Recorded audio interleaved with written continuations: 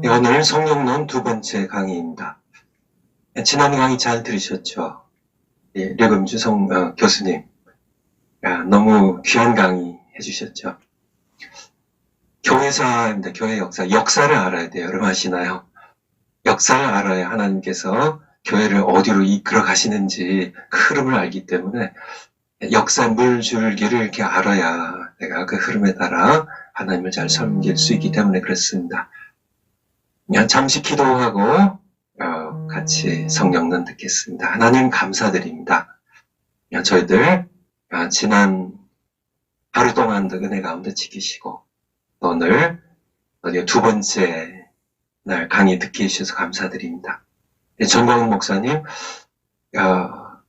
어제 재판 과정 주님께서 인도해 주셔서 감사드리고 또 다음 월요일 날 이제 마지막 이제 재판하고 또 곧 선고가 내려진다고 하는데 주님 간섭하셔서 모든 것들 의롭게 선하게 진행되게 하시옵소서. 그리고 빠른 시일 안에 보석되어서 나올 수 있도록 은총 베풀어 주세요.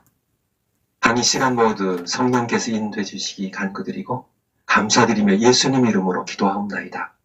아멘, 아멘.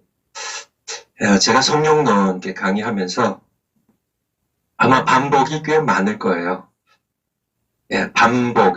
제가 이렇게 믿는 바로는 교육에, 공부에 반복이라는 게 굉장히 저는 개인적으로 성경적이라고 그렇게 믿거든요.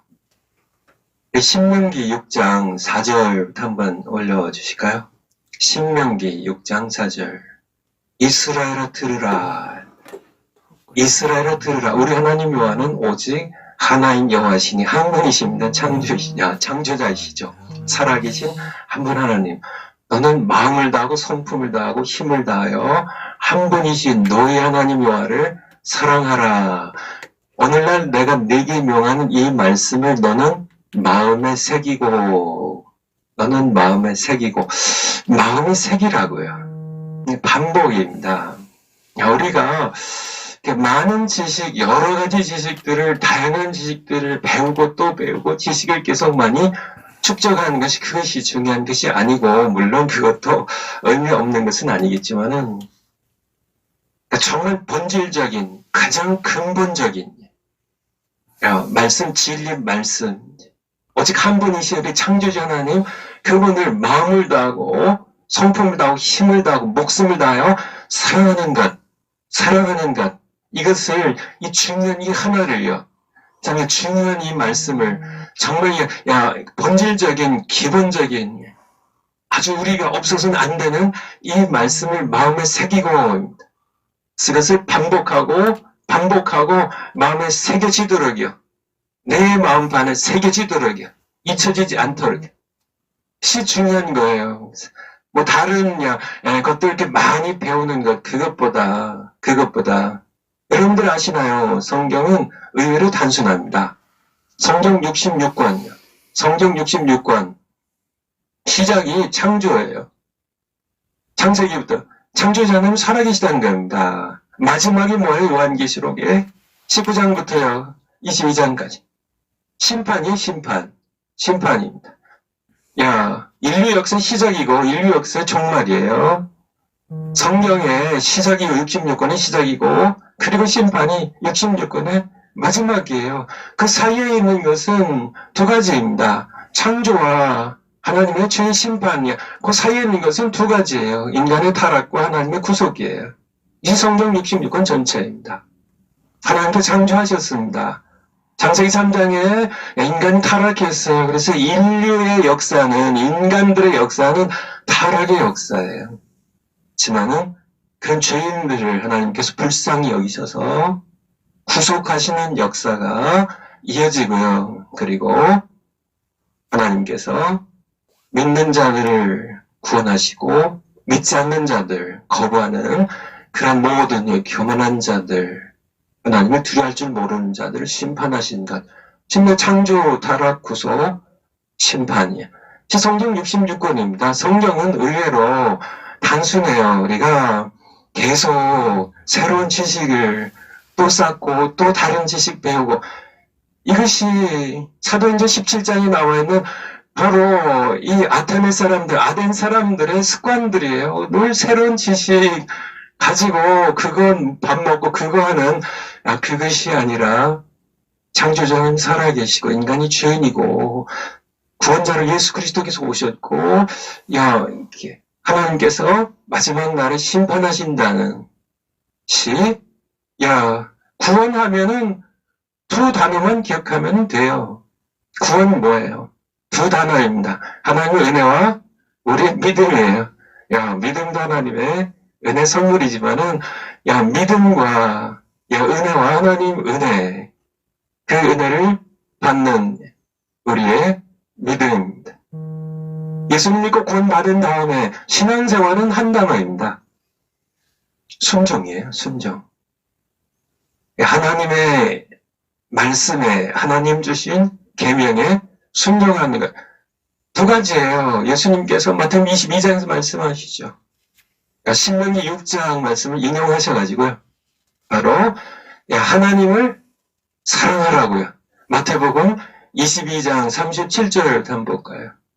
예수께서 가라사대 내 마음을 다하고 목숨을 다하고 뜻을 다하여 주 너의 하나님을 사랑하라. 이것이 그거 첫째는 계명이에요. 두 번째는요. 내 이웃을 내 몸과 같이 사랑하라 하셨으니 이것이 두 계명이 온 율법과 모세 오경과 선지자의 구약 성경 전체가 이 두 계명으로 요약된다고요. 신앙생활은 순종입니다. 어떤 순종이에요? 두 계명입니다. 하나님 사랑, 이웃 사랑이에요. 특히 어려운 것이 아니에요. 성령론 하면요. 성령론 하면 이제 진행이 이제 두 번째 시간이지만은 딱 두 가지만 정확하게 이해하면 돼요. 성령을 통해 요한복음 3장입니다. 니고데모와의 대화에서 성령으로 거듭나는 것, 성령으로 거듭나는 것, 중생입니다. 중생, 거듭나는 것, 거듭, 성령으로 거듭나는 것과 예수님 승천하신 후에 보내주신 성령 세례, 이 두 가지를 정확하게 이해하면 성령은 끝납니다. 그래서 반복이에요, 반복. 그리고 베드로후서 1장 12절부터 한번 올려주실래요? 베드로전서, 베드로후서입니다. 미안해요. 베드로후서 1장 12절. 이러므로 너희가 이것을 알고 이미 있는 진리에 섰으나 내가 항상 너희로 생각하게 하려 하노라. 내가 이 장막에 있을 동안에 지금 사도 베드로가 순교를 앞에 두고 있어요.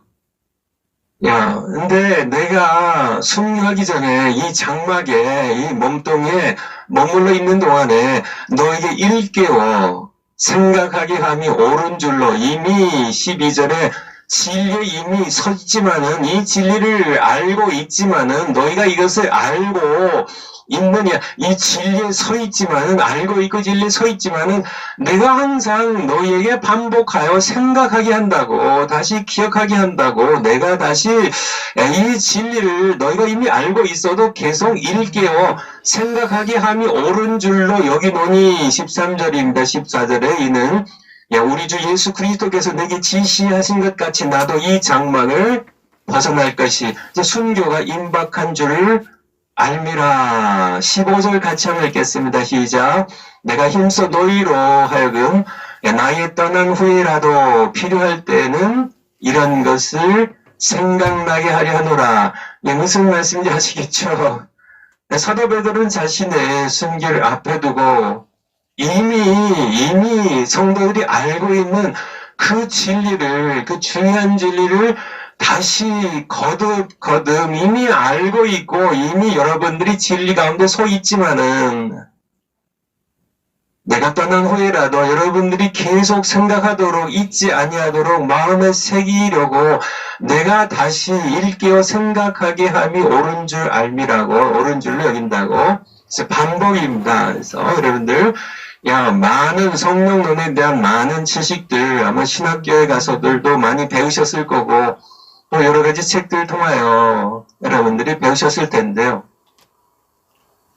제가 요번 학기에 성경론 이렇게 말씀드린 거는 뭐 제가 드린 것이 아니라 저를 통해서 하나님께서 여러분들에게 주시고자 하시는 성령론은 여러 가지 성령에 관한 지식들을 또 쌓고 한 것이 아니라 반복입니다. 성령을 받으라고 하셨던 예수님의 명령에 순종해서 성령을 받는 거예요. 그래서 졸업하기 위한 과제물 내드리지 않는다고요. 성령 받으시면 졸업하신 거고, 성령 받지 못하시면 공부 다 끝내도 아직 여러분들 졸업 못하신 겁니다. 또 이미 받으신 분들은 이제 그렇군요. 성령 세례가 그런 것이군요. 더 분명하게 알아가지고 왜 성령 세례를 주시는지 그 목적을 분명하게 알아야 된다고요. 목적을 분명히 알고 그래서 내게 성령 세례를, 성령 기름 부음을 내게 성령 그래서 부어주셨군요.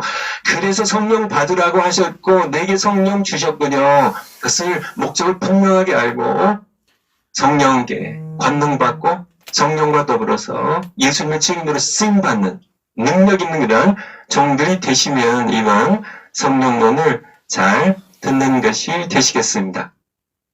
여러분들 성경의 목적이 뭔지 아시나요? 성경이 왜 쓰여졌을까요? 성경이 쓰여진 목적, 다른 목적들 여러 가지 말씀드릴 수 있지만은 핵심은 바로 요한복음 20장 31절에 있어요. 요한복음 20장 31절 같이 한번 읽겠습니다. 시작. 오직 이것을 기록함은 너희로 예수께서 하나님의 아들 그리스도이심을 믿게 하려 하며 또 너희로 믿고 그 이름을 힘입어 생명을 얻게 하려 함이니라. 아멘. 우리 30절 바로 앞절 한번 볼까요? 예수께서 제자들 앞에서 이 책에 요한복음에 기록되지 아니한 다른 표적도 많이 행하셨으나 오직 이것을 요한복음에 기록함은, 오직 이것들을 성경에 기록함은 너희로, 성경 기록된 목적은 분명해요. 아주 선명합니다. 성경은 예수님의 생애에 대하여 무슨 전기시기로, 위인전시기로 설명하려고 성경 기록된 게 아니에요. 그러면은 예수님 30세 이전에는 어떤 일을 하셨을까? 예수님은 키가 얼마나 되셨을까? 예수님은 어떤 그런 얼굴의 모습이 있으셨을까? 그 젊어서는 어떤 일들 하셨을까? 그런 얘기에 성경은 관심이 없습니다. 여러분 아시죠? 그건 세상 사람들은 궁금해가지고 예수님이 어떻게 하셨을까? 12살 때, 잠깐 성전 예루살렘 방문한 거 외에는 통 없으니, 출생하신 기사와 그 다음에 공생을 시작하니 궁금하겠죠. 그렇지만 성경은 그거에 대한 기록할 관심이 없으세요. 왜 그럴까요? 예수님이 누구이신지를 설명하는 데 있어서 별 도움이 되지 않기 때문에 그래요. 성경은 기록된 정확하고 분명한 목적이 있습니다. 우리 죄인들로 예수께서 누구이신지를, 하나님의 아들이시고 그리스도이십니다. 기름 부음 받은 하나님 보내신 우리 구원자, 왕의 메시아이심을 믿게 하려 하며, 그리고요 믿어서요 너희로 믿고 그 이름을 힘입어 생명을, 구원을, 영원한 생명을 얻게 하려 함이니라. 이것이 바로 요한복음이 기록된 목적이고, 요한복음을 포함하여 넓게 얘기하면 복음서 전체가요, 우리 신약성경 전체가, 신약성경 66권이 기록된 목적은 분명합니다. 우리 호기심을 만족시키려고 한 게 아니에요. 우리 여러 가지 지식들 쌓게 하려고 한 것이 아니에요. 성경 기록된 근본 목적은, 분명한 목적은 예수님이 누구이신지 정확하게 알고요. 그리고 그 이름을 믿고 생명의 구원을 얻도록 하는. 요번에 다시 반복입니다. 성령론 왜 배운다고요? 목적을 분명히 하셔야 된다고요.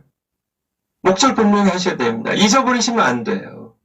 공부하다가 이렇게 성령에 관한 지식들, 그것들 이렇게 배우는 것도 도움이 어느 정도 되겠지만은, 그게 목적이 아니에요. 하나님께서 성경에 성령에 관한 그런 말씀 주신 것은 바로 성령 받으라고 성령께서 하신 건 그냥 가볍게 간단하게 얘기하면 이게 성령이 하시는 크게 두 가지입니다.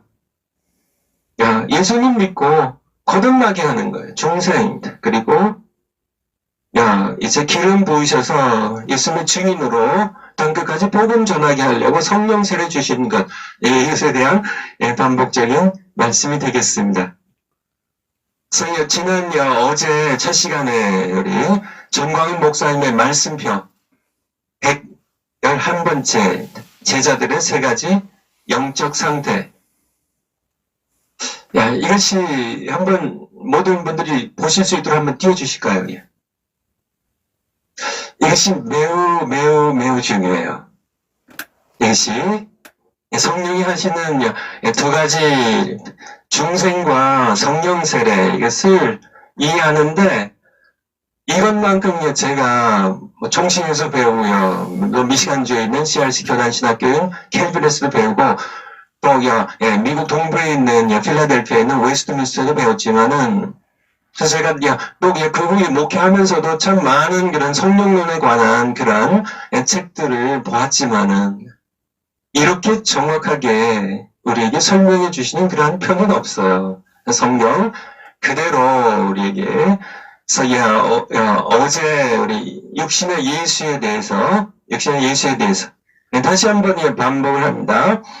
첫 번째 육신의 예수, 물론 이제 육신의 예수에서 부활의 예수로 승천 예수로 우리가 제자들처럼 이렇게 나아가야 되는데요.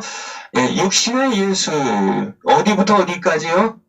성육신부터 육신의 예수입니다. 육신 대신 성육신부터 어디까지요? 십자가까지. 십자가 죽으심까지. 이 기간에 예수님을 만난 제자들의 영적 상태입니다. 아시겠죠? 영적 상태. 제자들의 세 가지 영적 상태인데, 제자들의 세 가지 영적 상태인데, 요 기간에 육신의 예수를 만난 제자들의 영적 상태는, 요때 제자들은 어떤 시기라고요? 사람이 되어 세상에 오신 예수님이 누구이신지를 알아가는 시기라고요.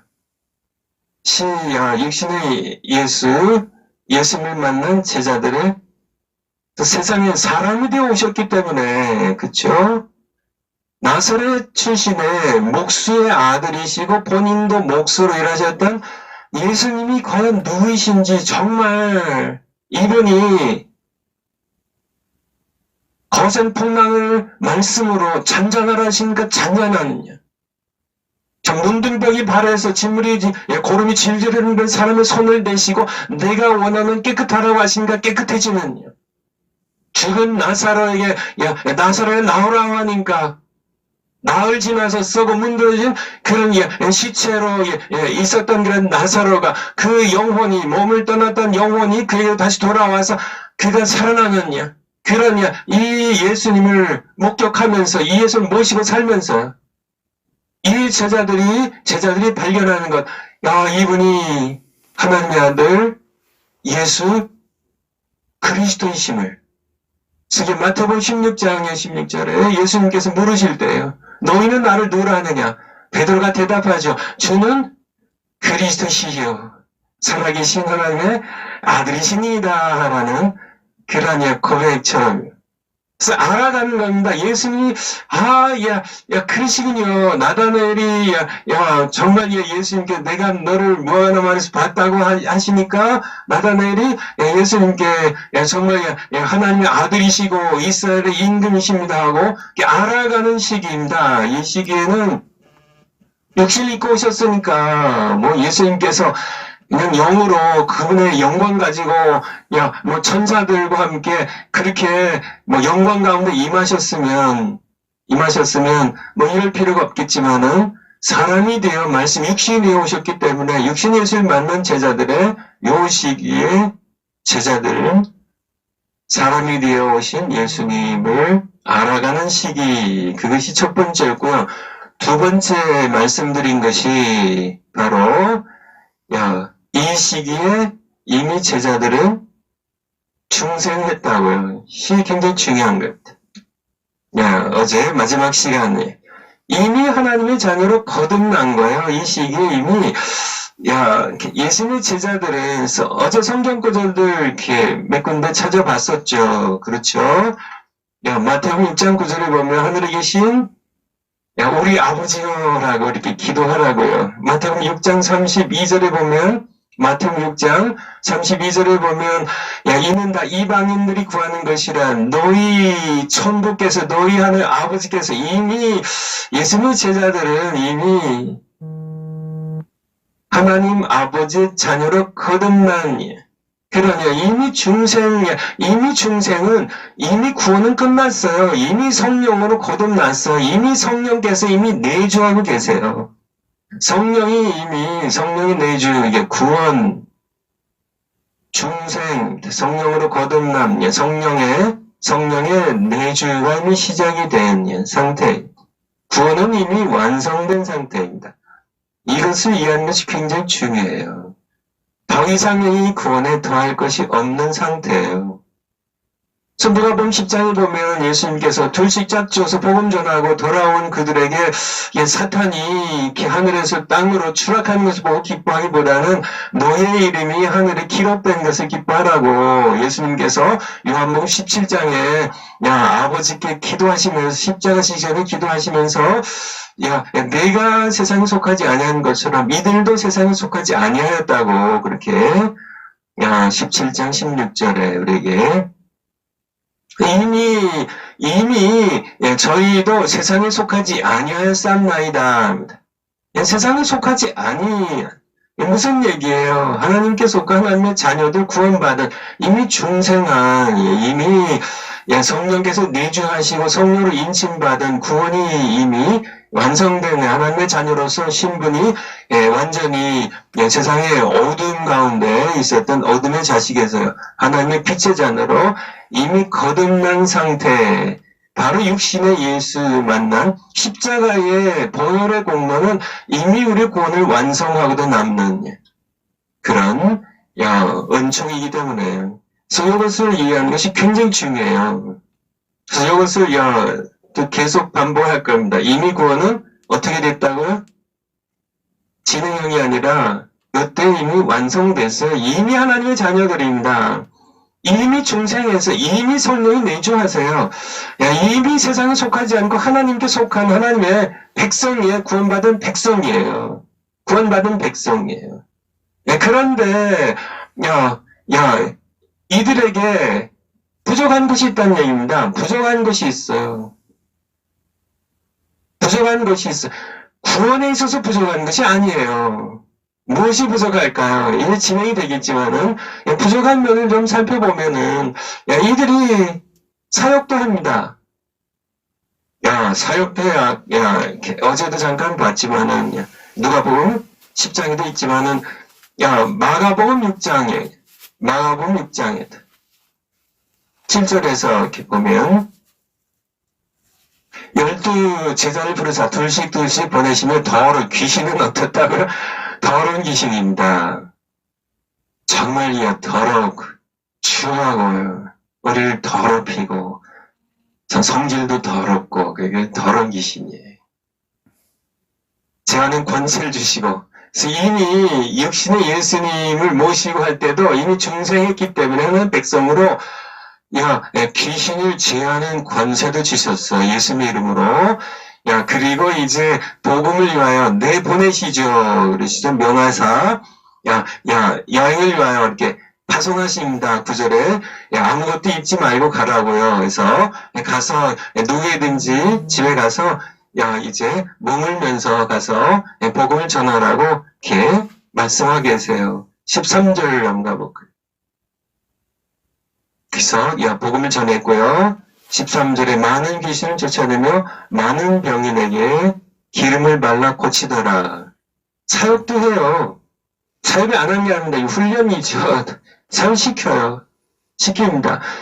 우리가 성령 세례 받지 못해도 그래도 우리는 육신의 예수를 만난 복음서의 제자로서 사역도 할 수 있다는 얘기예요. 너무나 많은 그런 목사님들이요, 선교사님들이, 장로님들이요, 권사님들이 여기에 머물면서도 귀신도 쫓아요. 예수님의 이름의 능력이 있기 때문에요. 병자들을 고쳐요. 그렇지만은 아직 부족한 것이 있다는 얘기예요. 그래서 여전히 이 제자들의 모습을 보면 여전히 이들은 말씀을 깨닫는 것이 부족해요. 마가복음 7장 18절.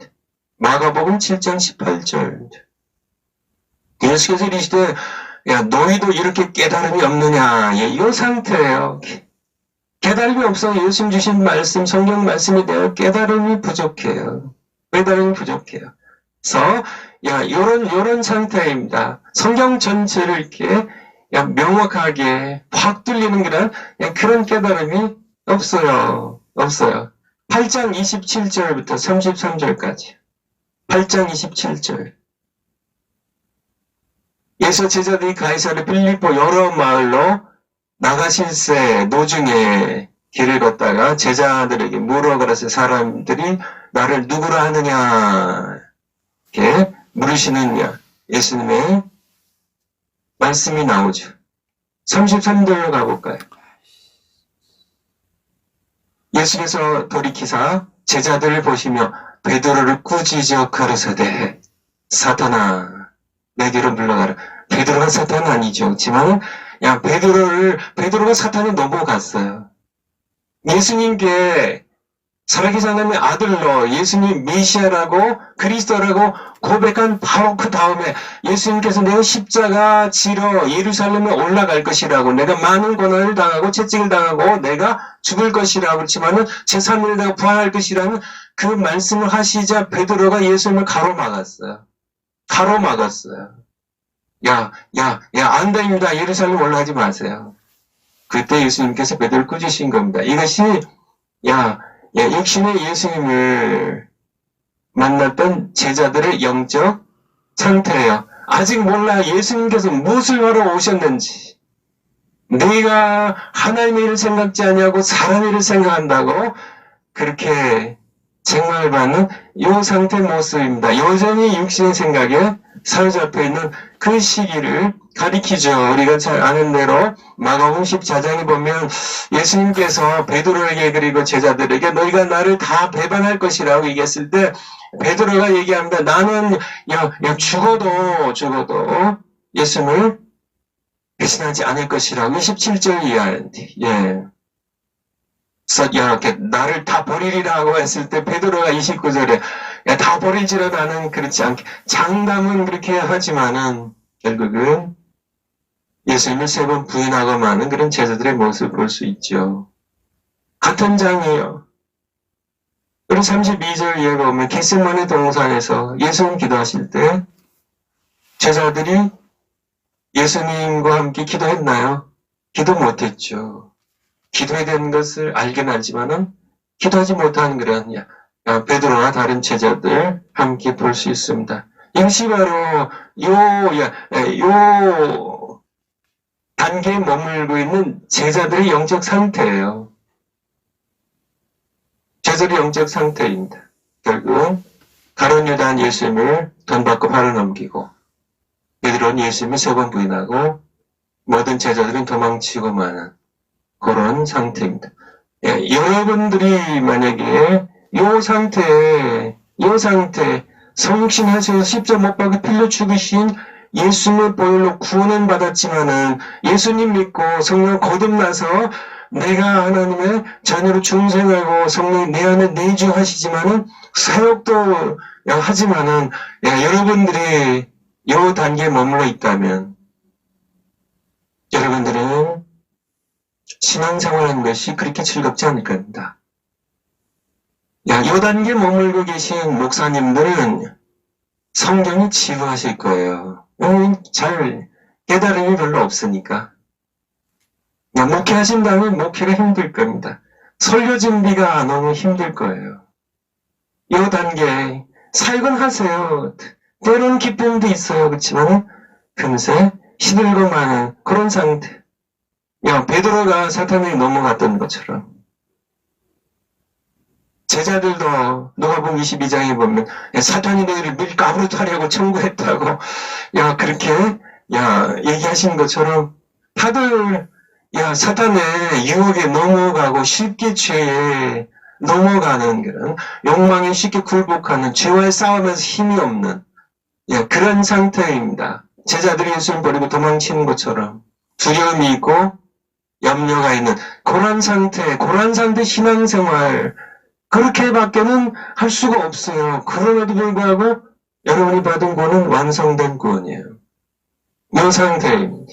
여러분은 이미 성령으로 거듭난 요한복음 3장에 니고데모의 대화에서 바로 천국을 하나님 나라에 들어갈 백성을 거듭난 그런 사람들입니다.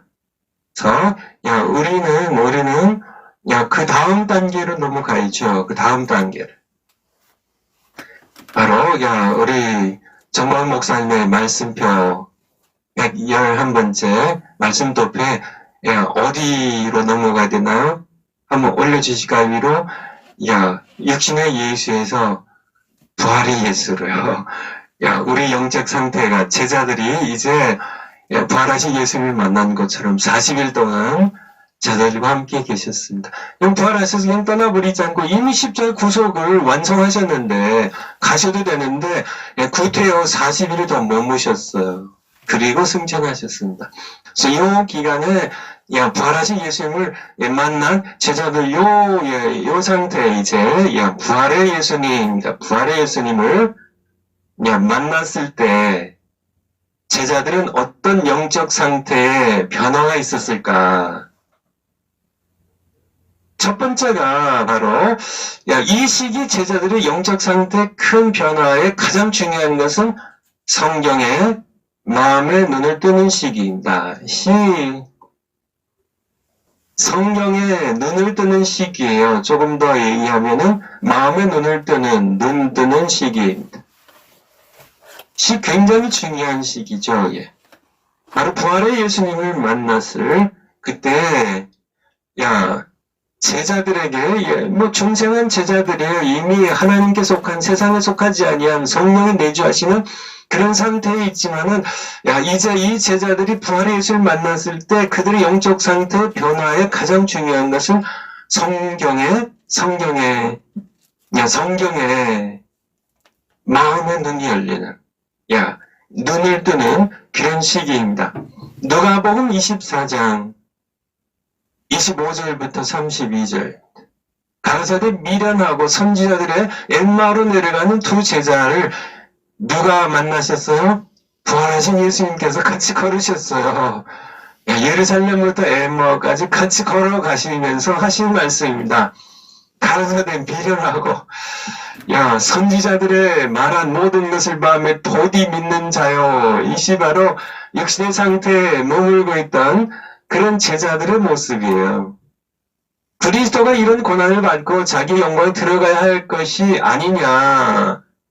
그것을 어디서 가르쳐 주세요? 27절에 바로 그리스도가 고난받고 십자가 못 박혀 죽으시고 부활할 것을 이미 모세와 모든 선지자 글로 기록했는데 그래서 예수님께서 이에 모세와 및 모든 선지자 글로 시작하여 구약성경 모든 성경에 쓴 바 자기에 관한 것을 자세히 설명하시니라 라고 우리에게 말씀해 주고 계시죠.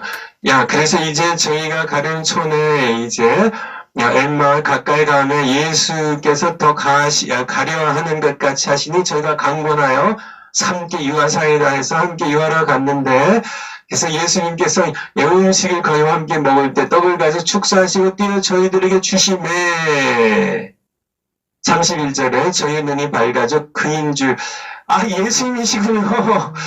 깨닫자마자 예수님은 부활의 몸으로 사라지셨어요. 그래서 32절 같이 한번 읽겠습니다. 시작. 저희가 서로 말하되 길에서 우리에게 말씀하시고 우리에게 성경을 풀어주실 때에 우리 속에서 마음이 뜨겁지 아니하더냐. 이것이 바로 이제 육신의 예수 성육신 하시고 십자가 못 박아 죽으신 예수를 만난 제자들의 영적 상태에서 이제 한 단계 이제 나아가는 그런 부활하신 예수님을 만났을 때 가장 중요한 것은 성경의 눈뜨기입니다. 성경을 이렇게 풀으실 때 마음이 뜨거웠어요. 마음이 뜨거웠어요. 이렇게, 요한복음, 누가복음 24장 곧 뒤에도 덮어놓은 게 좋겠네요. 24장 44절부터. 24장 44절. 이제 엠마오로 같이 내려갔던 두 제자가 이제 그 밤에요. 이미 해가 어두워진 시기인데 견딜 수 없었습니다. 견딜 수 없어서 그들은 예루살렘으로 다시 올라갑니다. 그러니 이제 제자들이 웅성웅성하고 있어요. 웅성하고 있어요. 거기에 예수님이 그들에게 모였을 때 나타나세요. 그리고 44절에 보면 또 이르시되 예수님 말씀하시오. 내가 너희와 함께 있을 때 너희에게 말한 바고 모세의 율법과 모세율과 선지자의 글과 시편의 시바로 구약성경 전체가 나를 가리켜 기록된 모든 것이 이루어져야 하리라 한 말이 이것이라 하시고 45절 같이 읽겠습니다. 시작. 이에 저희 마음을 열어 성경을 깨닫게 하사. 이게 굉장히 중요합니다. 부활하신 예수님께서 하신 건데요. 부활하셨기 때문에 부활하신 예수님을 보면서 예수님을 이제 구약 성경이 바로 무엇을 위해 쓰여졌고 바로 이 땅에 천의 몸으로 잉태하여 임마누엘로 오실 이 땅에 어떤 하나님 보내시는데 바로 이분이 하나님 보내신 하나님의 아들 우리의 유일한 구원자 기름 부음 받은 자 메시아 그리스도 예수의 이분이심을 그들이 이제 성경도 깨닫기 시작하는 겁니다. 그렇군요. 모세가 바로 예수님을 증거하기 위해 모세오경을 쓰셨군요. 선지서들이 그렇게 쓰여졌군요. 시편이 그렇게 쓰여졌군요. 예수님 십자가 못 박혀 죽으심에 대해 내가 목마르다. 내가 하나님 나의 하나님 어찌 나를 버리셨나이까. 그것이 바로 다 구약성경에 쓰여진 모든 것이 하나님의 거룩한 자가 땅에 썩어 없어지지 않아 부활할 것이 바로 다 시편 그렇게 쓰여진 거군요. 마음을 열어 눈을 뜨는 시기입니다. 성경이 그렇게 쓰여진 거군요. 성경이 확 들어오는요. 성경이 확 들어오는 이시 바로 부활하신 예수님서 이 단계에서 여러분이 부활의 예수님을 만나야 부활하신 예수님의 단계로 넘어가야 성경이 눈에 확 들어오게 되죠. 확 들어오게 됩니다.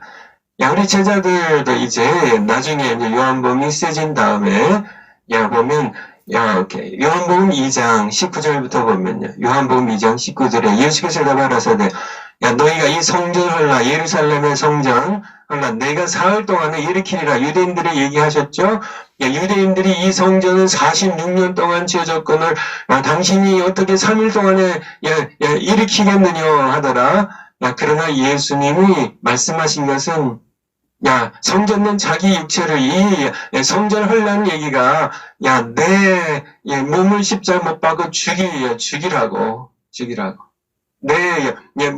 성전의 내 몸을 죽이라고 내가 3일 만에 다시 일으키게 된 부활에 대한 언급이거든요. 지만은 앞에 우리 19절 다시 보면요. 예수께서 대답하여 가라사대 너희가 18절에 미안합니다. 표정 얘기를 하니까 예수님이 하신 말씀입니다. 부활의 표적이에요. 부활의 표적.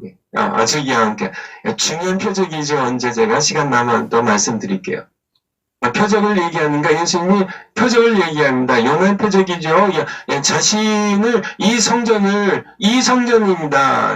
그 건물 성전이 아니라 이 성전을 내 몸인 성전을 하려고 내가 사흘 동안에 내가 일으키리라. 내가 다시 부활로 살아나겠다. 이렇게 이것이 너희의 표적이 될 것이라고 이렇게 하니까 유대인들은 깨닫지 못합니다. 이 성전이 46년 동안 지어졌거늘 그때 예수님께서 성전은 자기 육체를 가리켜 말씀하신 것이라고요. 아시겠죠?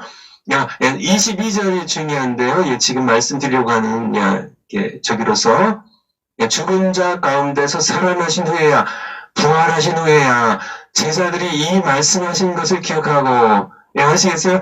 부활하신 후에야, 부활하신 예수님을 만난 후에야 제자들이 이 말씀하신 것, 이 성전 혼란, 내가 사흘 만에 일으키리라 하신 이 말씀을 기억하고 무엇을요? 성경과 및 예수의 하신 말씀을 믿었더라. 언제요? 예수님 부활하신 후에. 이 중요한 내용입니다.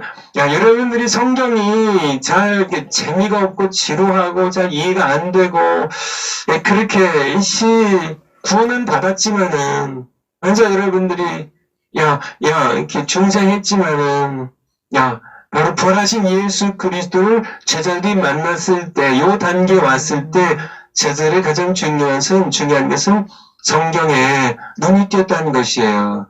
여러분들 가운데, 오늘 강의 들으신 분들 가운데, 이 단계 넘어가신 분들이 얼마나 되신지 모르겠어요. 우리 한번 더 보죠. 요한복음 12장 12절에 16절.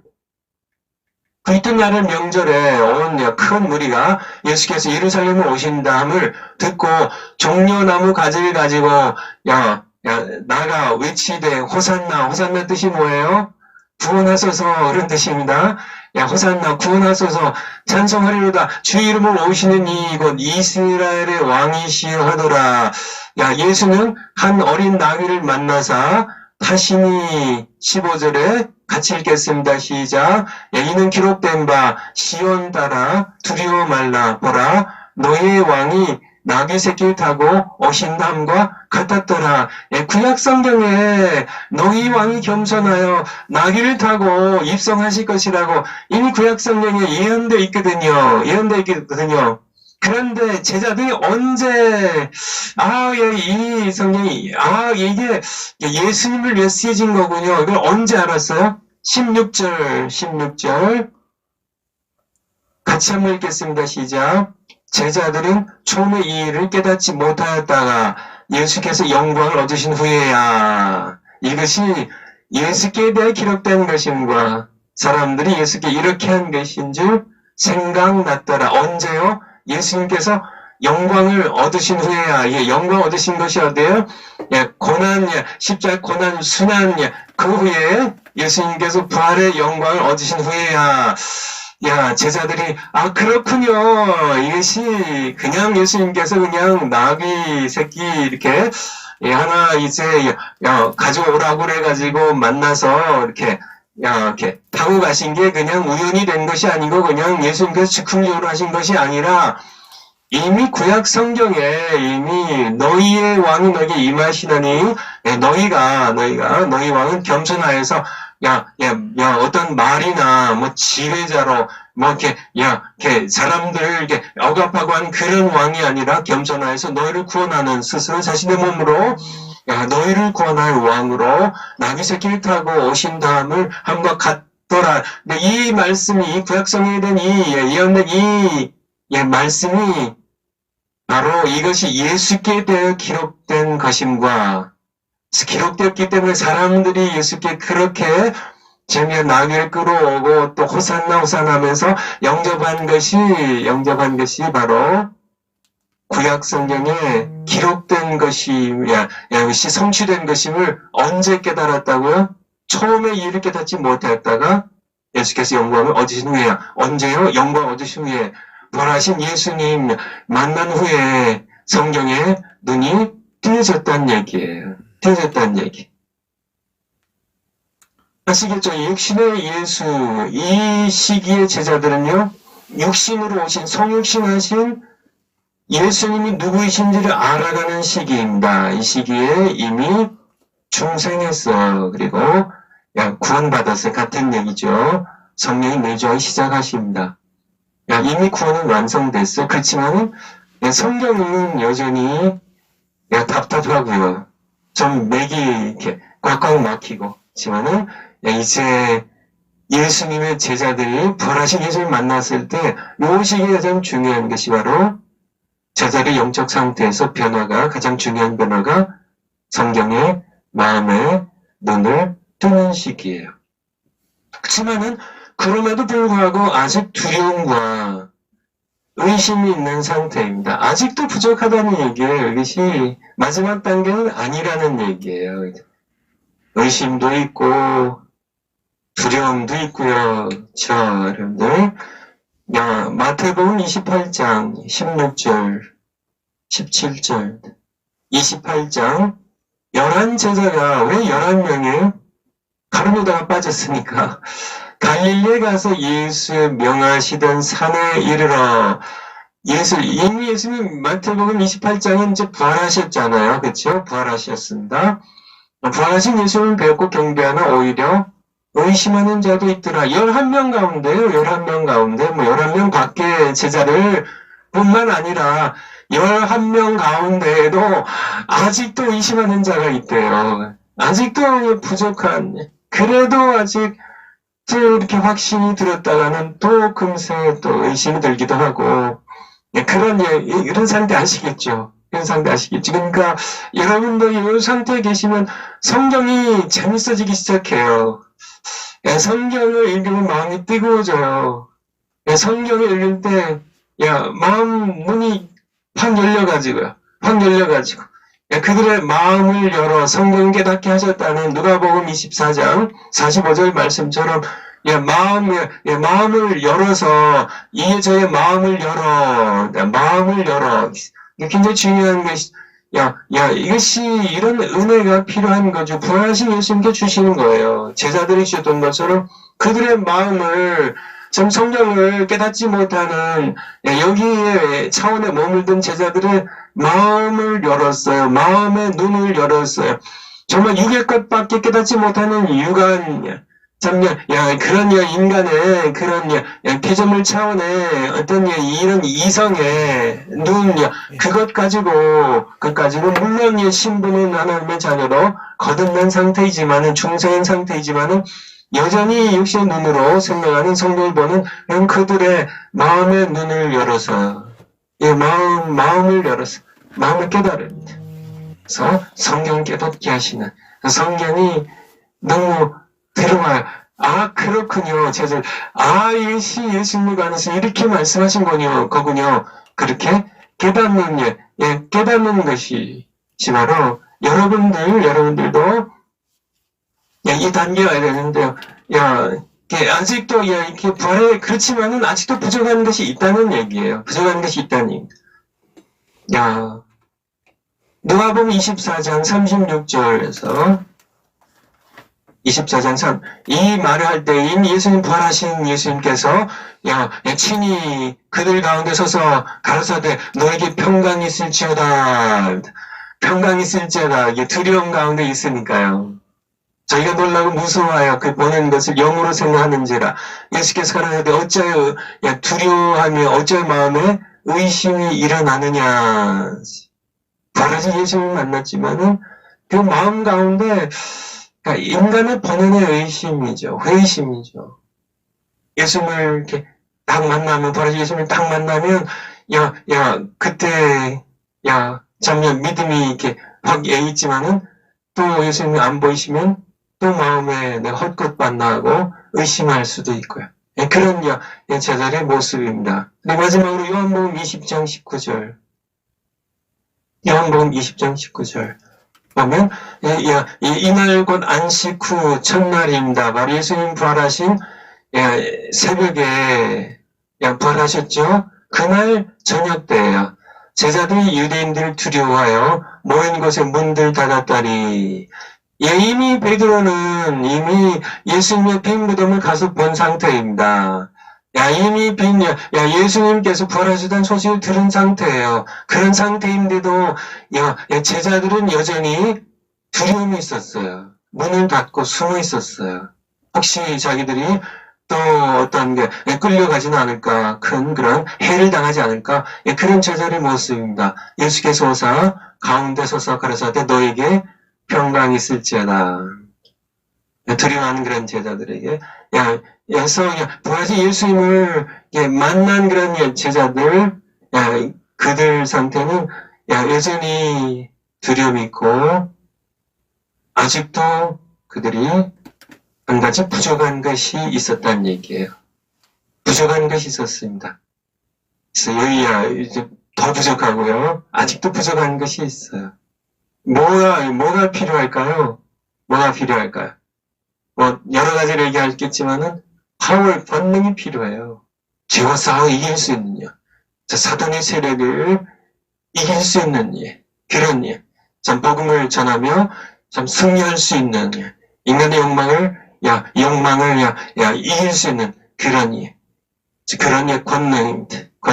이것이 바로 성령 세례를 통하여 그들의 부족한 것이 바로 성령 세례입니다. 성령 세례. 저 성령 세례 세 번째, 좀 강의가 좀 길어졌네요. 좀 찬송 하나 같이 한번 하고 그다음에 아무래도 좀 정리를 하고 마쳐야 될 것 같은데, 우리 어두운 밤에 캄캄한 밤에 같이 한번 우리 찬송하겠습니다. 어두운 밤에 캄캄한 밤에 새벽을 찾아 떠난다. 종이 울리고 닭이 울어도 내 눈에는 오직 밤이었어. 우리가 처음 만난 그때는 차가운 새벽이었어. 당신 눈 속에 여명이 있음을 나는 느낄 수가 있었죠. 오 주여, 당신께 감사하리라. 실로암 내게 주심을, 나에게 영원한 이 꿈속에서 깨이지 않게 하소서. 오 주여, 당신께, 오 주여, 당신께 감사하리라. 실로암 내게 주심을, 나에게 영원한 이 꿈속에서 깨이지 않게 하소서. 아멘. 이 찬송을 왜 했냐면요, 오 주여 주께 감사하리라.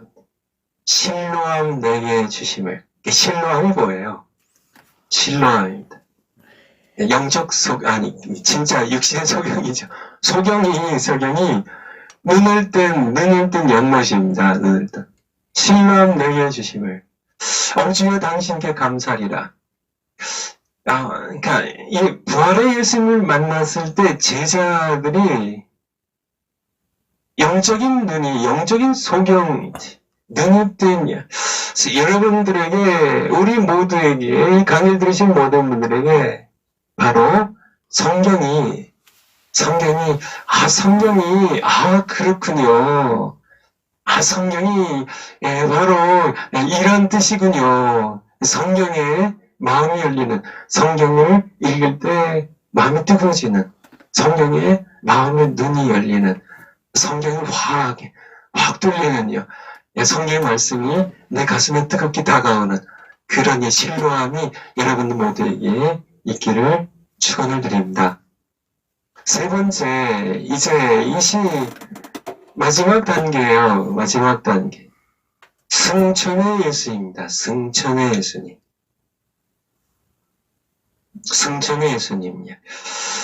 예수님도 승천하시죠. 그렇죠? 승천하십니다. 사도행전 1장에 보면 예수님께서 1장 9절에 예수님 승천하세요. 사도행전 1장 9절에 뭐 찾아보지 않아도 다 아시는 거죠. 이 말씀 마치시고 저희 보낸 데서 올려 가시니 이제 승천하세요. 승천하십니다. 예수님, 승천하신 예수님, 야, 보내주시는 성령세를 받은 제자들, 성령세를 예수님 승천하시고, 다른 보혜사로 누굴 보내주세요? 성령세를 보내주세요. 이 성령은, 부어주신다는 표현, 성령 세례라는 표현을 썼고요. 사도행전 1장 5절에 너희가 몇 날이 못돼 성령으로 세례를 받으리라고, 부어주신다는, 예수님께서 요한복음 20장, 22절에 보면은 성령을 받으라 이렇게 표현하셨습니다. 그렇게 생각하시는 분도 계실 거예요. 아니, 내가 성령으로 거듭났고 성령 돼서 이미 내 안에 내주하시는데, 떠나지 아니하시는데, 또 성령 받아? 우리 피조물로서 인간 차원의 고정관념에 불과한 것이고요. 성령은, 무슨 부지하시다 그래. 성령은 내 안에 계시면은, 우리는 그렇죠. 우리는 어느 한 장소에 있으면, 내가 거기에 있는 겁니다. 나는 다른 곳에 있을 수 없어요. 우리는, 몸을 가지고 있기 때문에, 성령은 영이세요. 내 안에 계시면은 내 안에만 계시고, 성령은 그러면 밖에는 안 계실까요? 아니에요, 성령은. 하늘과 땅에 충만하신 분이십니다. 그분은, 성령은, 내 안에 계실 뿐만 아니라, 우리 다른 그런, 지체들, 또 다른 목사님들, 다른 권사님들, 안에 계실 뿐만 아니라, 나를 거듭나게 하신 성령께서요. 내 안에 그로 내주하시지만은, 또한, 그 성령께서, 동일한 성령께서 내게 권능을 주시려고요. 예수 그리스도를 증언하는 증인으로서의 권능을. 사도행전 1장 8절에 오직 성령이, 사도행전 1장 5절부터 볼까요? 이렇게. 요한은 세례와는 물로 세례를 베풀었으나 너희는 몇 날이 못되어 성령으로 세례를 받으리라 하셨느니라. 8절. 오직 성령의 세례로, 너희 몇 날이 못돼요. 이게 몇 날이 못돼. 이게 오순절날 이루어진 겁니다. 그래서 몇 날이 못돼. 이제 부활하셨어요. 예수님께서 부활하셨고, 이제 승천을 앞두고 있어요. 그리고 예수님께서 승천하시기 전에, 9절에 승천하시기 전에 마지막 하신 말씀이에요. 8절에, 이제, 너희가, 성령이 너희에게 임하시면, 너희가 권능을 받고 예루살렘과 온 유대와 사마리아 땅끝까지 이르러 내 증인이 되리라 이렇게 말씀하시는데, 이것이 1장 5절에 말씀하시는 성령 세례입니다. 이것이 이제 실제로 이루어진 것이 2장 1절부터 이제 오순절 날에 성령 강림이죠. 바로 모두 성령 세례 한 사건을 표현하는 그런 성경의 표현들입니다. 이 시기에 제자들의 영적 상태입니다. 이 시기에 제자들의 영적 상태. 이 시기에 제자들은 성령으로 권능을 받고 1장 8절에 있는 것처럼 예수 그리스도의 증인으로 땅끝까지 나아가는 시기예요. 그래서 이 시기의 제자들, 여러분 가운데 혹시 이 예수님 모시고 좀 살아봤으면 그런 분들 계시지 않으세요? 예수님께서 2000년 전처럼 제자들과 같이 밥도 먹고 제자들 예수님께 꾸중도 받고 예수님 모시고 이렇게 신나게 잠에 걸으면서 그렇게 이렇게 오병이어들 이렇게 나눠주고 하면서 이 예수님 모시고 목회해봤으면, 이 예수님 모시고 신앙생활 해봤으면 하는 분들 계시죠? 저도 그런 생각을 했었으니까. 이 예수님 모시고 했으면, 그런데, 이 예수님과 이 예수님을 모시고, 또, 부활하신 예수님, 승천하시기 전에 예수님 모시고 계속 그냥 계셔서 지금까지는 계셨으면 우리가 예수님 좀 발도 좀 만져보고 그 앞에 엎드려서 좀 그렇게 예수님 섬겨보고 예수님 모시고 이제 신나게 다니면서 복음도 전했으면 좋겠는데 하는 그런 분들 계시나요?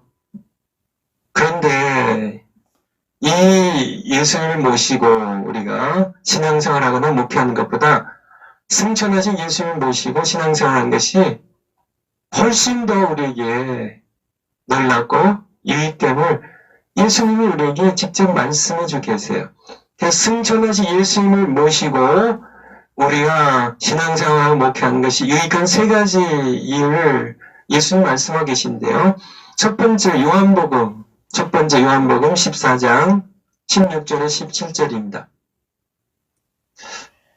이제 이것은 예수님 십자가 못 박혀 죽으시기 얼마 전이에요. 요한복음 13장에 보면 이제 자기가 세상을 떠나서 아버지께 돌아갈 것을 아셨고 14장에 이제 십자가에 이제 지시기 전에 14장, 15장, 16장이 집중적으로 말씀하시는데 그 가운데 중요한 핵심이 성령에 관한 말씀입니다. 그리고 17장에 대제사장이 기도를 하고 18장에 이제 십자가를 지시로 이렇게 진행이 되시는 가시는 그런 모습을 볼 수 있죠. 그래서 14장 16절에 보면 내가 아버지께 구하겠으니 나는 떠나지만은 내가 아버지께 구하겠으니 그가 또 다른 보혜사를 너에게 주사 영원토록 너희와 함께 있게 하시리니 저는 진리의 영이라 성령 진리의 영이라 세상은 능히 저를 받지 못해요. 이는 그 성령을 볼 수도 없고 알 수도 없어. 그러나 너희는 저를 아나니 저는 성령은 너희와 함께 거하시며 영원히 함께 거하시고 또 너희 어디에요? 속에 계시겠습니다. 진짜로 역시나 예수님 부활하신 예수님 부활의 몸을 가지고 여전히 몸을 가지고 계신 예수님을 모시고 우리가 신앙생활하는 것보다 목회하는 것보다 승천하신 예수님을 모시고 신앙생활하고 목회하는 것이 더 유익한 이유가 뭐예요? 예수님은 우리와 함께 계시지만은 곁에 계시지만은 성령 함께 계실 뿐만 아니라 우리 속에 계세요. 예수님 바로 예수님께서 이렇게 내가 떠나는 것이 너희 이익이라고 하신 그 이유 가운데 하나입니다. 그래서 예수님은 몸을 갖고 성육신 하셨기 때문에 우리 곁에 계실 수는 있어요. 곁에 계실 수 있어요. 그렇지만은 우리 속에 계실 수는 없지만요. 성령은 우리 속에 계세요. 성령이 우리 속에 계신다는. 그래서 예수님께서 이렇게 이제 승천하신 예수님을 우리가 모시고 목회하는 것이 그의 보내신 보혜사 성령님이 우리 안에 우리 속에 거하시기 때문에요. 두 번째 16장 7절부터인데요. 그러하는 내가 너희 실상을 말하노니 그러니까 예수님이 떠난다고 하니까 너희 마음에 근심이 가득하였도다. 그러니까 6절입니다. 바로 앞절. 근심 가득하. 예수님 가신다고 그러니까 마음에 근심이 가득한데요. 근데 너희가 몰라서 그래. 내가 너희에게 실상을 말하노니 내가 떠나는 것이 내가 이제 승천해서 아버지 곁으로 가는 것이 너희에게 유익이라. 내가 떠나가지 아니하면 보혜사가 성령 너희에게 오시지 아니할 것이요 가면 내가 그를 너희에게 보내리니. 그래서 우리에게 두 번째입니다. 이 승천하신 예수님은 또 동일한 맥락이지만은 예수님이 우리 곁을 승천 예수님을 이렇게 이제 승천하시면 그러니까 육신의 예수님, 부활의 예수님이 우리 곁에 떠나시면 승천하신 예수님의 단계에서는 예수님께서 보혜사를 보내셔서 우리와 함께 하셔서 이 땅에서 우리에게 죄에 대하여 의에 대하여 심판에 대해서 책망하시고 우리 진리 가운데로 이분이 직접 인도하시기 때문에요. 예수님께서는 성육신 하셨기 때문에 몸으로 이렇게 유대 지역과 갈릴리 지역까지 지경만 예수님께서 땅을 밟으셨지만은 성령께서는 동시에 시간과 공간에 구애 없이, 물론 예수님께서 영으로는 그렇게 하시지만은 몸을 이끌어 오신 예수님께서는 그렇게 하시지 않는다, 못 하신다는 얘기죠. 몸으로서는요. 거기 계시지만 성령께서는 구애 없이, 시공간에 구애 없이 하나님의 영으로 자신이 제3위의 하나님이시로 그렇게 역사하신 것에 대하여 우리에게 말씀하고 계세요. 그래서 13절 한번 가볼까요? 그러나 같이 한번 읽겠습니다. 시작. 그러나 진리의 성령이 오시면 그가 너희를 모든 진리 가운데로 인도하리시리니 그가 자유로 말하지 않고 오직 듣는 것을 말하시며 장래일을 너에게 알리시리라. 아멘. 맞습니다. 성령께서는 이제 동시에요. 한국에서요, 미국에서요, 아프리카에서요, 인도에서요, 중국에 핍박받는 우리 모든 지역의 성도님들에게 동시에 성령이 오시면 그렇게 이제 예수님께서 한 유대 지역의 갈릴리 지역에 머무르셨던 것을 넘어서서 이분은 시공간을 가리지 않고 모든 곳에 모든 사람들을 진리 가운데로 인도하시는 그런 분이 되실 것을 우리에게 말씀해 주고 계세요. 세 번째, 사도행전 1장 5절에서 8절, 우리 다 봤던 내용인데요. 성령으로, 너희가 몇 날이 못해 성령으로 세례를 받으리라고요. 8절에 보면, 권능 얘기입니다, 권능. 성령, 이때, 육신 예수님 모시고, 또 너무 즐겁고 행복한 거죠. 육신의 예수님이나 부활의 예수님 모시고 우리가 지금 살아도, 근데 예수님 믿고 있는 다른 백성들이 수천만이 아니라 수억이야, 그렇게 되니까 예수님 한번 만나려면은 예약 잡으려면은 죽을 때까지 어떻게 실현될지도 모르겠죠. 그런 때에 우리가 예수님 모시고 그렇지 않고 내가 떠나는 유익이라고 우리가 이 단계에 와서 승천의 예수님을 모시고 그의 이제 끊임없이 부어주시는 성령을 모시고 우리가 성령 세례 받고 성령 부으심 받고 성령 기름 부음 받고 성령 받고 그래서 성령의 권능을 힘입어서 우리가 성령 안에서 예수님 모시고 우리가 예수님의 증인의 삶을 살아가는 것, 이 단계로 우리는 나아가야 된다는 것을 지금 말씀을 드리는 겁니다. 말씀드리는 거예요. 승천의 예수님을 만난 제자들의 영적 상태에 권능받고 예수님 증인된 거고요. 영적 상태는 앞서 말씀드렸던 이 영적 상태에 머물렀던 제자들하고는 완전히 다르죠. 그래서 이제 성령이 그들 임했을 때, 권능으로 임했을 때, 그들이 성령에 의하여 기름 부음을 받고 성령세를 받았을 때 예수님의 제자들의 모습은 완전히 바뀌게 됩니다. 이 제자들은 더 이상 고난을 두려워하지 않았어요. 이들은 투옥도 두려워하지 않았어요. 심지어 이들은 죽음도 두려워하지 않았습니다. 이들의 모습입니다. 정말 두려울 것이 없어서요. 이제 겁도 없어요. 정말 숨겨도 영광으로 생각하는 제자들의 모습을 사도행전에서, 이 사도행전의 제자들인데요. 사도행전 4장 13절. 사도행전 4장 13절. 저희가 유대 백성 지도자들이 베드로와 요한이 기탄 없이 말하는 것을 보고 그 본래 학문이 없는 나사렛의 어부 출신들입니다.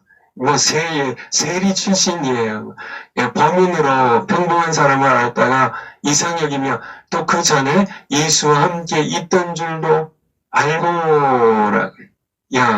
그래서 베드로 요한이요. 예수님께서 성령 세례 받은 제자들의 모습에 담대한 모습을 우리가 볼 수 있죠. 같은 장면 18절에서 20절. 그리 불러 경계하여 도무지 예수 이름으로 말하지도 말고 가르치지도 말라니. 협박입니다. 과거에는 어떻게 있죠? 요한복음 20장 앞에 우리가 19절을 보면은 어떻게 있죠? 이들이 두려워서 문을 닫고 두려워 떨고 있었던 그러한 그들이 이제 우리 다시 사도행전 4장 18절 20절이요. 4장 18절.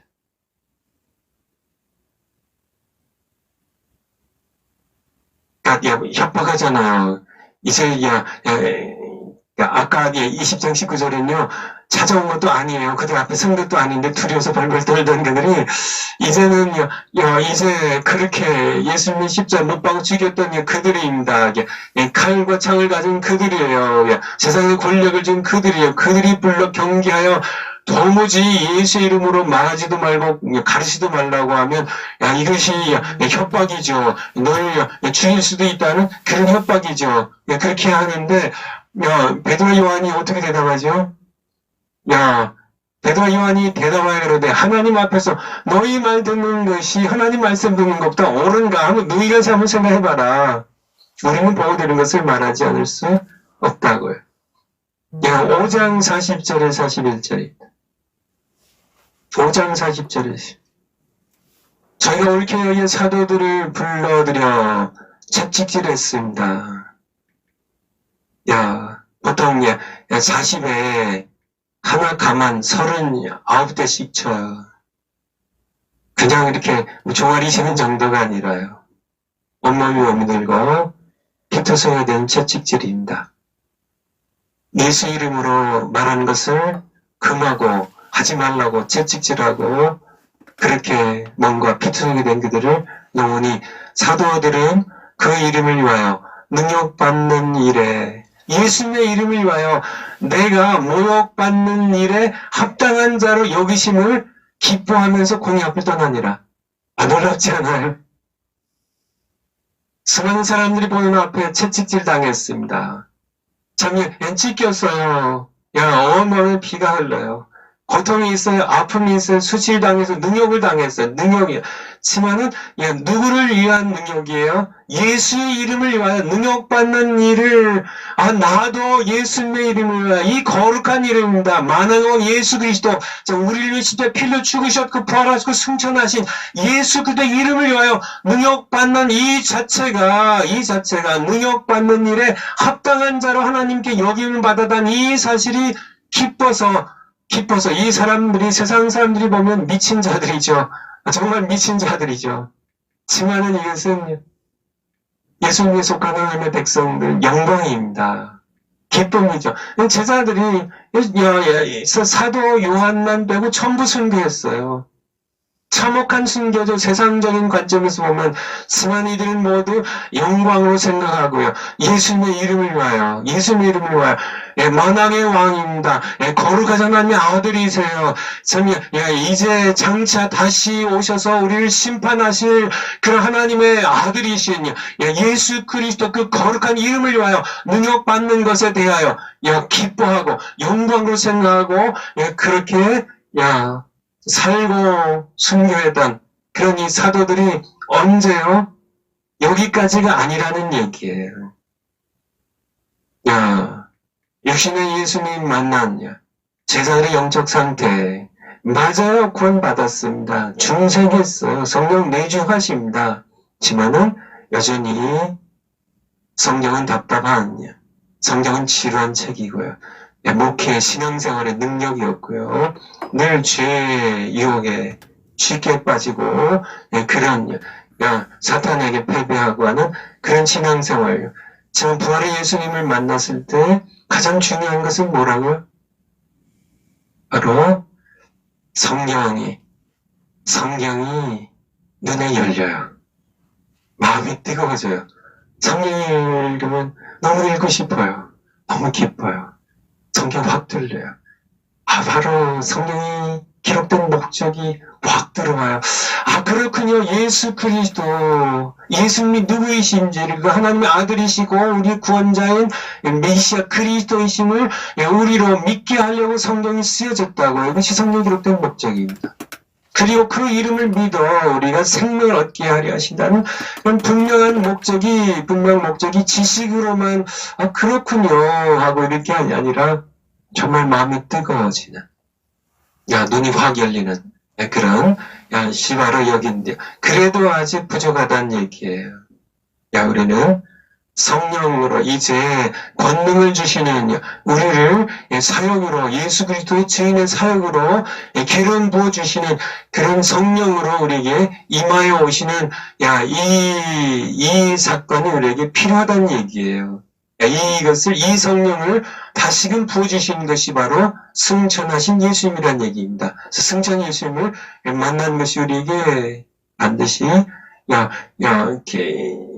승천하신 예수님으로서, 성령을 부어주시는, 그것을 우리가 받아야 된다고 지금 말씀을 드린 겁니다. 사도행전 2장에 보면, 베드로가 오순절날 성령이 임하시죠. 1절에 오순절 날이 이미 이름에 저희가 다 같이 한 곳에 모였더니 예수님께서 이제 6월절에 6월절 절기에 십자가 못 박혀 죽으십니다. 6월절 마지막 만찬 하시고 6월절에 어린 양이 되셔서 피 흘리셔서 우리가 당할 죄의 심판을 대신 받으시죠. 그리고 이제 오순절 날에 오순이 열순자고요, 다섯 오자고요. 오순절입니다. 예수님이 6월절에 십자가 못 박혀 죽으시는데요. 6월절 다음 날은 무교절 시작이죠. 그래서 6월절 무교절 지난 첫 번째 안식일이 바로 초실절이에요. 그래서 초실절부터 시작해서 안식이 7번이 지나면, 안식이 7번이 지나면 749죠. 7번째 안식일이 지난 이튿날이 바로 오순절이에요. 그래서 50일이 49에 하나 더하기. 이튿날, 안식일 다음 날입니다. 그래서 예수님께서도 못 박혀 죽으시고, 한 50일 정도 지난 후에, 예수님이, 이제, 부활하시고, 50일이 지난 후에 제자들이 함께 모였었고요. 거기에 성령이 임하시게 되죠. 급하고 강한 바람같이 불의 혀가 갈라진 것 같이 저에게 임하셔서 성령 임하시게 됩니다. 성령이 말하게 하심을 따라 4절 저희가 다 성령의 충만함을 받고 나중에 성령 충만에 대해서도 말씀을 드리겠습니다. 성령을 부어주심이 충만하게 임한 상태의 말씀 그대로입니다. 성령이 말하게 하심을 따라, 중요한 내용인데, 누가 말하게 하심을 따라? 성령이 내가 의식적으로 흉내내는 게 아니고요. 성령이 말하게 하세요. 성령이 말하게 하셔서 다른 방언으로 말하기를 시작하니라. 성령 인사에 대해서도 나중에 또 말씀드리겠습니다. 성령이 말하게 하심을 따라 이제 하나님께서 하신 놀라운 구속의 일, 예수 그리스도의 십자 죽으심과 부활에 대하여 사도 바울이 첫 번째 증언하신 것이 바로 사도행전 2장에 나옵니다. 내용을 쉽게 얘기하면 유대인들 향하여, 유대 지도자들 향하여 당신들이 십자가에 못 박아 죽인 이 예수를 하나님이 살리신지라 우리는 이 일의 증인이라는 얘기입니다. 당신들이 십자가 이방인 손에 넘겨서 당신들이 못 박아 죽인 이 예수를 하나님께서 살리신지라. 우리가 그것은 목격자란 얘기예요. 우리가 증인이란 얘기예요. 우리 십자가에 못 박아 죽으신 예수님에 대한 증인이고 그가 십자가에 못 박아 죽으신 후에 사흘 만에 다시 부활하셔서 우리가 그와 함께 그를 보았고 그의 손에 못장을 보았고 우리가 혹들의 창작을 우리가 만져보았다고요. 우리가 그와 함께 음식을 먹었다고 우리가 함께 사실을 함께 지냈다고 우리가 증인이라고 증인입니다. witness. 바로 성령차를 받은 제자들의 모습입니다. 능력이 있었죠. 능력이 있어서 성령께서 권능으로 임하시니까 3,000명이 우리가 어찌 알고 그래서 그들이 회개하고 세례를 받고 2장 41절에 예수님의 제자로 거듭나게 된 역사를 우리가 함께 보게 됩니다.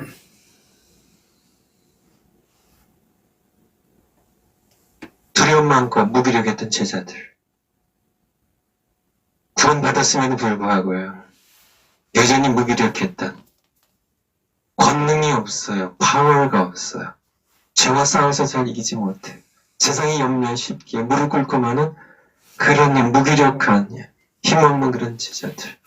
구원은 받았지만은요, 여전히 신앙생활에 힘이 없는, 자주 넘어지는 그런 제자들. 그들이 이제 어떻게 되니까? 성령세를 받으니까. 중생한 제자들이 성령세를 받으니까. 저들은 놀랍게, 야, 이들의 모습을 기억할 수 없을 만큼 놀랍게 변화가 됩니다. 그래서 세상이 감당치 못할 사람들이 돼요. 세상이 감당치 못할 사람들인데. 정말 세상이 감당치 못할 사람. 사도행전 24장 5절을 보면, 사도행전 24장 5절입니다. 우리가 보니 이 사람은 양병이라 요즘이야. 양병 요즘이야. 전염병이죠. 여러분, 코로나 이 바이러스 이것 때문에 세상이 좀 뒤집어져 있는데요. 바로 이 병이 바로 그 전염병이란 뜻이에요. 야, 전염병, 흑사병처럼, 전염병처럼, 코로나처럼이야. 우리가 본 이 사람들은 정말 이 코로나 같은 흑사병 같은 그런 사람들이라 천하에 퍼진 유대인을 다 소욕하는 자요. 나사렛 이단의 괴수라고. 그렇게 사도 바울을 고소하는 그런 내용입니다. 정말, 이런 얘기를 오늘날 우리가 좀 들어봤으면 좋겠어요. 정말, 오늘날 교회들이 쥐 죽은 듯이 너무 조용해요. 오늘 세상이 너무 악해졌고요. 세상은 소란스러운데, 교회가 신자들이 너무 조용해요. 정말, 아마 하나님 마음도 그러실 거예요. 저의 마음도 좀 그렇습니다. 교회가 좀 거룩한 일로 좀 시끄러웠으면 좋겠어요. 정말 죽은 듯이 고요한 교회들의 모습입니다. 세상에 대하여 계속 죽은 듯이 가만히 정말 그렇게 있는 그런 모습. 정말 초대교회 그렇지 않았다는 얘기예요. 사도행전의 교회 그렇지 않았다는 얘기예요. 성령 임하시니까 정말 그렇게 조용하게 숨어있던 제자들이 문을 닫고 두려워서 숨어있던 그런 제자들이 성령이 임하시니까 시끄러워졌습니다. 사도행전 2장에 보면 사람들이 모여들어서 오순절날에 많은 사람들이 예루살렘 모였는데 사람들이 같이 모여들었습니다. 와글와글 소리가 나닌가요? 교회가 살아있는 그런 소리입니다. 이들을 향하여 연병이라고요. 가는 데마다 소요를 일으킨다고요.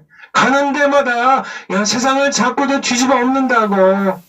감옥에 집어넣어야 되고 이 사람들 죽여야 된다고. 그런 얘기를 오늘날 교회가 좀 들어봤으면 좋겠어요. 교회가 너무 조용하다는 얘기입니다. 신자들 너무 조용해요. 목사님 너무 조용해요. 하지만은요, 요즘에 예수님 만난 제자들, 예수님 만난 제자들까지도 조용했습니다. 평화로울 때는 사역도 하고 했지만은, 참 핍박이 오면요, 어려운 일이 닥치면은, 너무 쥐 죽은 듯이 조용한 이런 잠잠 그런 죽은 듯이 조용한 그런 교회. 이 교회가 언제 살아나나요? 오순절 성령 임하시니까. 이것이 오늘날 임해된다니까요.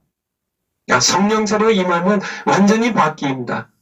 사람이 바뀌어요. 제자들이 바뀌어요. 이제는 물불을 가리지 않습니다. 참 죽음이 두렵지 않아요. 사람들 앞에 당한 수치가 두렵지 않아요. 채찍질이 두렵지 않습니다. 그냥 예수님의 이름을 위하여 내가 핍박받는 것도 내게 영광이고 내게 기쁨이에요. 정말 사람들이 무엇으로 협박한다 할지라도 예수 이름으로 말하지도 말고 가르치지 말라고 협박하고 채찍질하고 감옥에 집어넣어도 심지어는 목을 베어 죽여도 전혀 두려워하지 않는 예수님이 사망 권세 이기셨기 때문에요. 그것을 믿게 하시고 인도하시는 성령께서 내 안에 뜨겁고 강하게 역사하시니까요. 성령이 권능으로 내게 임하시니까 성령을 기름 부어주신 분이 내 안에 역사하니까요. 이렇게 교회들이 살아나야만 돼요. 바로 예수 그리스도 성천하신 예수 그리스도께서 위로부터 부어주신 성령세를 우리가 받아야만요. 받으면 교회들이 받아야 되고요. 모든 그런 신자들이 목사님들이 장로님들이 권사님들이 받아야만요. 받아야만, 성령 사람들이 받아야만, 그때부터 비로소 예수 그리스도의 증인으로서요. 오직 성령이 너에게 임하시면 너희가 권능을 받고 예루살렘을 이르오니 사마리아 땅끝까지 이르되 예수님의 증인 되기 위해서는 예수님 만난 것 그것에서 넘어서서 성령으로 오직 성령이 임하셔서 권능을 받아야만 누가복음 24장 끝에 보면 예수님이 바라신 예수님 만나셔서 성경을 이렇게 마음이 열어서 성령을 깨닫게 하셨습니다만 뜨거워졌어요. 그런데 그들에게 아직 예루살렘에 머무르라고 하세요. 위로부터 능력이 부어질 때까지.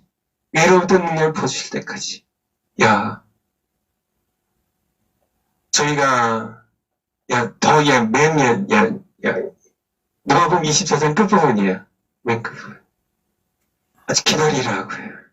예루살렘에 들어가서 오순절에 성령 부어질 때까지 그들이 기다리게 되죠. 49절 너 볼지어다. 내가 내 아버지 약속하신 건 뭐예요? 아버지 약속하신 성령입니다. 너에게 보내리니 너희는 위로부터 능력이 입힐 때까지 오직 성령이 너희에게 임하시면 너희가 권능을 받고 능력이 입힐 때까지 능력이 성령 세례로 성령을 부어주시니까 능력 위로부터 능력 권능이 부어지고요. 그러면은 조용했던 교회들이에요. 뭐 싸우면서 시끄러운 게 아니라 이제 세상 일로를 시끄러운 것이 아니라 거룩하게 성령이 말하게 하심에 따라 담대히 예수 그리스도를 선포하며 증거하는 것이 시끄러지는요. 정말 세상이 감당치 못할 그런 사람들이 되는요. 세상이 아무리 협박하고 조롱해도 전혀 예수 그리스도의 이름으로 받는 모든 핍박을 기쁨으로 받고 정말 예수 그리스도 복음을 증거하는 그런 거룩한 시끄러움이 그런 생동함이 살아있는 그런 교회들, 살아있는 신자들, 살아있는 선교사님들 되셔야만 되는. 그래서 내일 시간에는 이제 성령의 세례, 성령적으로 이제 다시 한번 성령 세례에 대하여 살펴보도록 하겠습니다. 기도하겠습니다. 하나님 아버지 감사드립니다.